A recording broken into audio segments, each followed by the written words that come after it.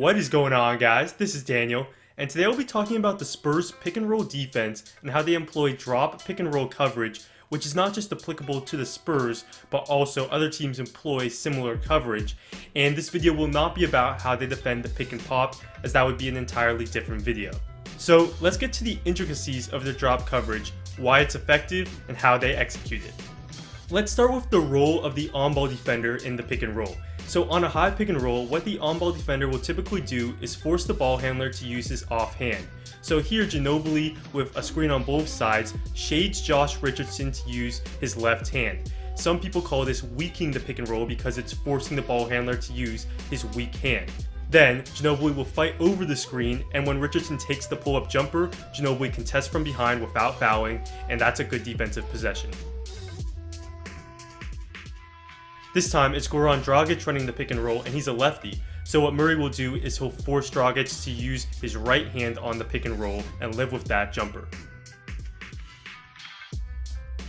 The obvious advantage of doing this is that it keeps the ball out of the offensive player's dominant hand if done right, but another advantage is that it can often prevent the on-ball defender from being screened. So here, because Murray is forcing Dragic one direction, Adebayo doesn't make any contact with the screen as he's setting the screen toward the other side, and that allows Murray to really not get screened and contest the shot. This is actually a more textbook example. Not only will Bryn Forbes force Rivers to use the left hand as the ball screen is coming, he gets into Rivers, which makes it tougher for the screener to screen Forbes, and Forbes does a nice job of fighting over the screen.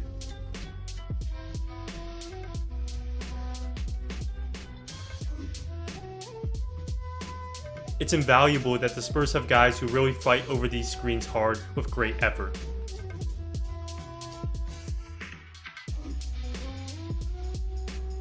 On sideline pick and rolls, the Spurs ice, and this is forcing the ball to the sideline no matter what. So here, even though Jimmy Butler is right-handed, Danny Green will force him to use his right hand on the sideline.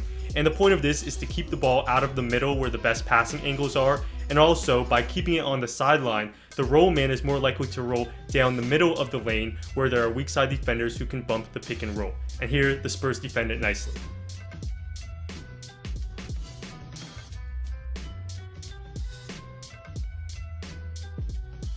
When a bad shooter is running the pick and roll, the Spurs will go under that ball screen, and they don't quite do this as frequently as a team like the 76ers, who go under every time, but here Jawan Evans is running the pick and roll, and Ginobili sees the opportunity, so he ducks under, gladly giving up that shot.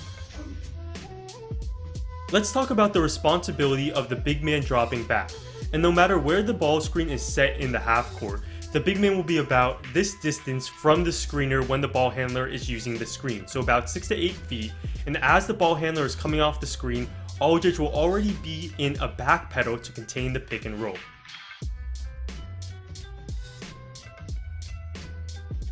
On this play, you'll notice that the ball screen is set rather high, so when the ball handler comes off the screen, LaMarcus's feet is just below the 3-point line.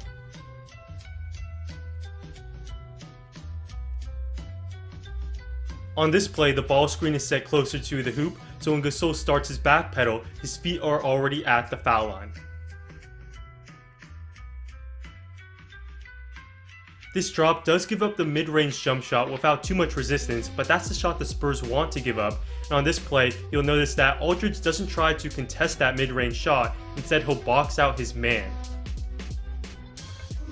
The deep drop in many cases also allows the big to guard both players at once. So Gasol here can contain the ball, and then on the pocket pass he can still slide over and contest at the rim.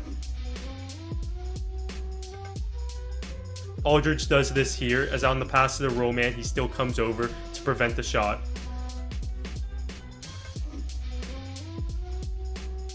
Watch how Gasol pretty much stations himself between the ball handler and the roll man, and then even on the alley-oop pass he's able to anticipate and recover to deflect the ball away. The deep drop of course does give up things, including the pick and pop jumper, but against most centers they'll live with this shot. It also gives up the pull-up 3, but less than you would think because one, this is a really tough shot, and also the Spurs have guys like Brandon Paul, for example, who fight over the screen and will contest from behind, as you see here. A good way to attack this defense is to go for that short mid-range shot, and the Hornets had success in this game. And you see Kemba gets to a comfortable spot and hits the floater. It also permits the ball handler to go right at the big man, and great guards like James Harden can take advantage of this, but most of the time the Spurs bigs hold up here.